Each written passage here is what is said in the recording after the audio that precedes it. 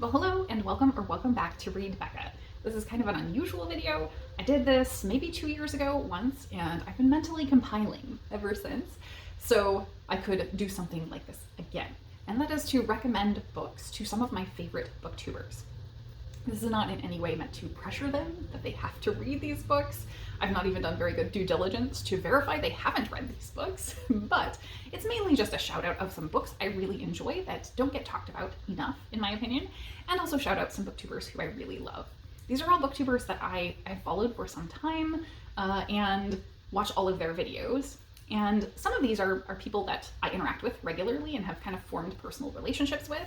Others are people I don't think I've ever interacted with or even rarely comment on, but I enjoy their channels and content so much that I have formed some of an opinion about what I think their tastes are. So I'm going to share what I think they might enjoy based off of that external view of their reading taste. So let's get into the recommendations that I have for these booktubers. Let's kick off with Sandy from MsReadsAlot. She's a lovely presence on BookTube. She does indeed read a lot, and she reads very widely. I think much more in classics than I do, mainly as a result of her project to read the 1001 books you must read before you die. She's kept us very updated on that project, and I've really enjoyed and been fascinated by the things that made it on the list for her. Some less than enjoyable, I think. So she does not read as much in the speculative fiction arena as I do, and has mentioned, I believe, not having read any Terry Pratchett before. He's one of my favorite authors. He's most well known for his big 40-plus book series, Discworld, which are all commingled novels following different characters at different times in this world. But I think I'm going to recommend a different book for her as the foot in the door to Pratchett's work, and that's Dodger by Terry Pratchett. Dodger is a historical fiction work that is entirely inspired by Dickens' character, the Artful Dodger. So I think that this one will have a lot of those connections to Dickens' work, to his character, that feel familiar, while also giving you something fresh and introducing Pratchett's writing and sense of humor. So I think that could be a very enjoyable one for Sandy that might lead her into reading some of Pratchett's fantasy. For Tiffany from ToweringTbr, I'm going to recommend a nonfiction audiobook, because Tiffany, I think, reads a good mix, very widely, again, across genre fiction and nonfiction. She also primarily reads audiobooks, so that's why I'm going with a particularly good audiobook. And I'm going to recommend The Wordy Shipmates by Sarah Vowell. The Wordy Shipmates is drawing from a cultural history of the beginnings of the United States, with the colonies and the Puritans' travels here. So Tiffany and I both share a love for those kind of very condensed cultural microhistories that have a lot of great factoids and a sense of humor in this case. Sarah Vowell is a great audio narrator and a very funny historian who finds the quirks of history to draw out. So I enjoy Sarah Vowell's presentation of history on its own. However, in the audio here, she does pull in quite a great cast, in addition to her own narration, to drop in and play the role of some of the major characters. So quite a few comedians stop in on the audiobook, and I think Tiffany will really enjoy that. Next up is Alice from AliceandtheGiantBookshelf. She routinely shares the unread TBR count from her giant bookshelf and whether or not she has kept it balanced or not. Alice is also someone who I would have called primarily a mystery thriller reader until maybe the past year or two, when she shifted much more toward prize reading. She's currently doing the Women's Prize plot along very heavily, but also Alice is really into apocalyptic fiction. And I'm hoping she has not even heard of this book possibly before. So the book I have to recommend is A Boy and His Dog at the End of the World by C.A. Fletcher. This is so different from anything else I've read in the genre. We're following a family who have carved out a stable but isolated existence on an island in the Outer Hebrides when a stranger shows up and takes the family dog. So of course one of the children from this family, who is very attached to the dog, pursues. And this is far post-apocalypse, so people have established norms, but we are still in a very far-flung, very much post-apocalyptic world. And it fits in so many familiar tropes while also doing a lot of really fresh new things. And what surprises me so much about this book, and why I think Alice will enjoy it, is that it has all of those kind of dark, difficult elements while also mixing in a lot of cozy and heartwarming vibes into the story. So I think that will be very fresh and new for Alice in the apocalyptic fiction genre. Then let's go to Doris from All D Books, who is, I would say, primarily nonfiction and nature-focused reader on BookTube. Certainly brings her love for the natural world to everything that she does. Her vlogs, her reading, everything.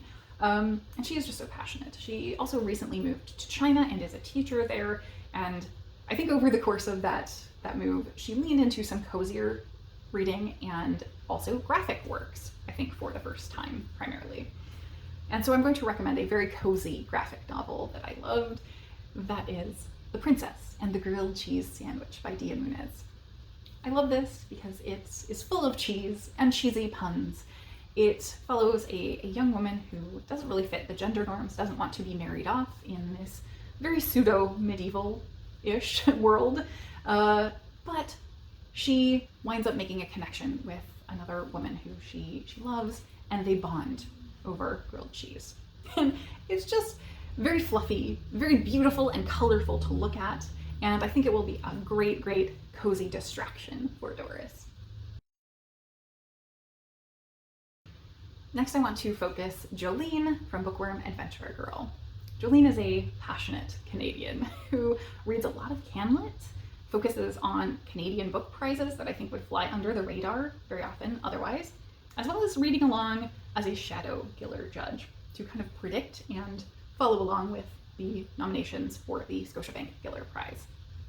So I knew Canadian was a good in, but of course Jolene is kind of on top of everything.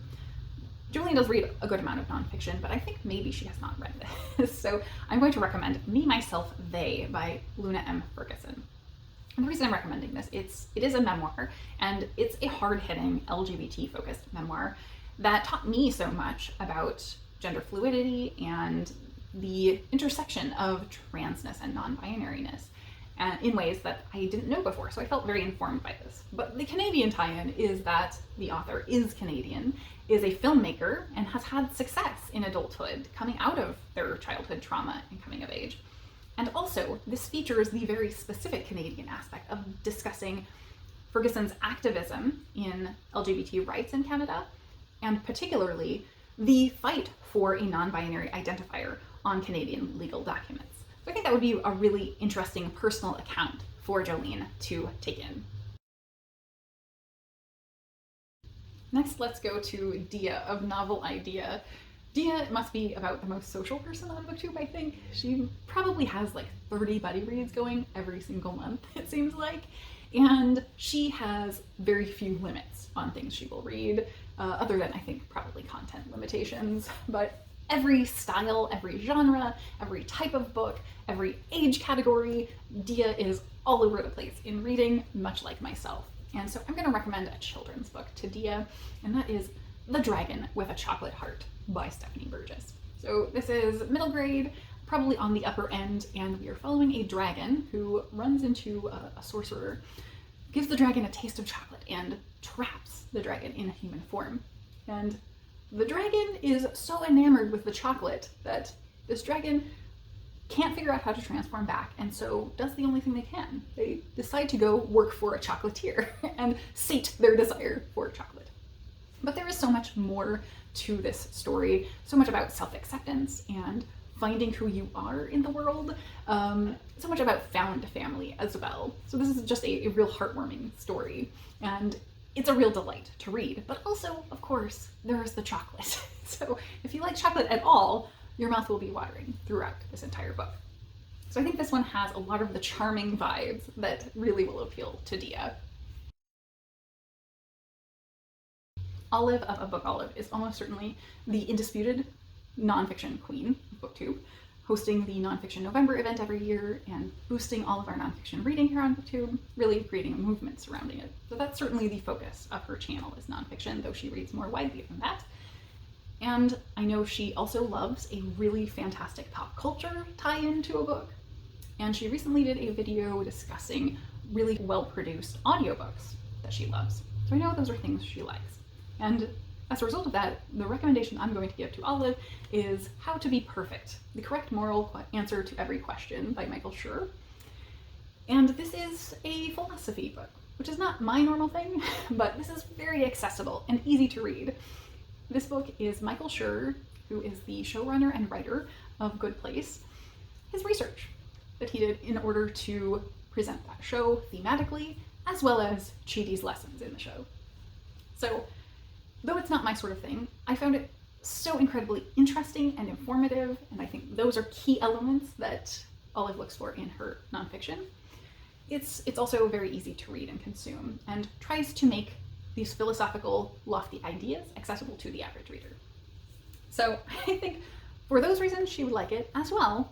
It has the pop culture tie-in to The Good Place, and it has a really fantastic audio book because not only is Michael Schur himself a great narrator, the Good Place cast pop in to perform skits throughout the book of these philosophical scenarios. So for those reasons, I think that Olive would find it very engaging and entertaining. Next, I think we're going to go to my most off-the-wall recommendation, and that is for Leandra and the TBR0, to the channel name. Leandra is constantly trying to decrease that TBR.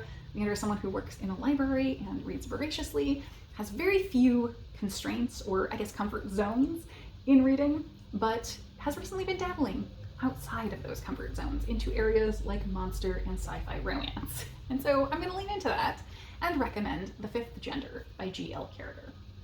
I'm pretty positive I have seen recently Leandra read something by Gail Carriger. And G.L. Carriger is a pen name for the same author, writing steamy romance. So The Fifth Gender is a really interesting book in that it is sci-fi romance, it's very steamy, it is a grumpy, sunshine, alien human tentacle romance.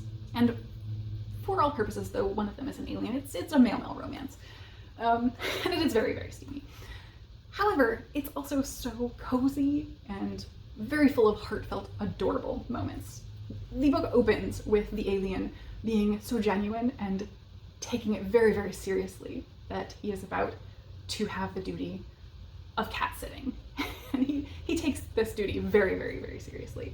And it's just so cute to watch him. Obviously, he's the sunshine of the grumpy sunshine. To watch him go through being so concerned over this cat when really he probably just has to show up and occasionally feed it.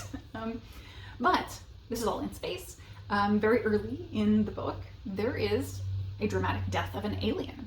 And this alien's love interest is the detective. So I know very much that Leandra really enjoys a mystery, so I would not say this is going to be the best mystery plot. But the fact that this is a steamy romance with adorable grumpy sunshine vibes and a mystery plot to it, I think that will be potentially a hit for Leandra. Winding down, second to last, I have Vin of Revenant Reads. Vin is very passionate about the two H's in his reading, horror and history. Those sound very disparate, but he makes it make sense that they go together a bit. And specifically, he is very focused right now on Historathon, a year-long readathon focused on reading a different time period of history each quarter of the year. So that has been so wonderful to see all the books coming out of that readathon, people really focusing in areas that they don't otherwise read. So I'm going to recommend a history book, of course, and I'm going to recommend The Gilded Page, The Secret Lives of Medieval Manuscripts by Mary Wellesley. I think that is actually appropriate to the next quarter of Historathon. I think it's medieval.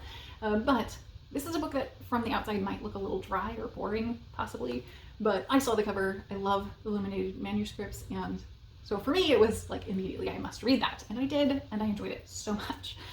So it's a really engaging book it gives a depth on a very narrow focused topic, certainly, and I love that kind of cultural microhistory. So this is really talking about, how do these manuscripts come to be? What's the process for bookbinders and scribes? Why were they doing it? Who were patrons that would sort of make this happen, would provide the funds for a massive work like this? Because it was a big undertaking in the time to produce something like this. And the threats to these manuscripts, the very, very real dangers in the world of protecting flammable and easily destroyed paper products. So that was really fascinating, as well as some really beautiful photographs of illuminated manuscripts and what that looked like at the time. So this just covered a broad swath of topics on a very narrow focused thing that I think would be very interesting and informative for fans reading. And lastly, but not leastly, I have Scott from Gunpowder Fiction and Plot. Scott reads a huge amount, probably multiple times more than I do, even though I already read quite a lot myself. Scott is also very, very focused in literary fiction. So if there's a LitFic prize coming up, you will probably see a predictions, a reaction, reading of the entire long and short list. Scott is all over the LitFic arena. So I'm going to recommend for Scott a contemporary fiction novel, and that is The Bricks That Built the Houses by Kay Tempest. Tempest is a spoken word artist and poet, and so word choice and rhythm, I think, matters a lot to this, though it is a prose novel and their debut novel. And so I think that will connect with Scott quite a bit. It also has a lot of elements to the story that I think are big for Scott. So I think we have a generational element there. We have a lot about working class England included. And we also have messy gays. So I think those are all really big appeals to Scott's taste. So I think that is it for my recommendations for Booktubers. I hope you've enjoyed hearing about the Booktubers that I like, hearing about these books, and let me know if you think I chose well or poorly for these Booktubers if you also follow them. And let me know if you have discovered any new Booktubers to you. So that is it for me today. Thank you all so very much for watching.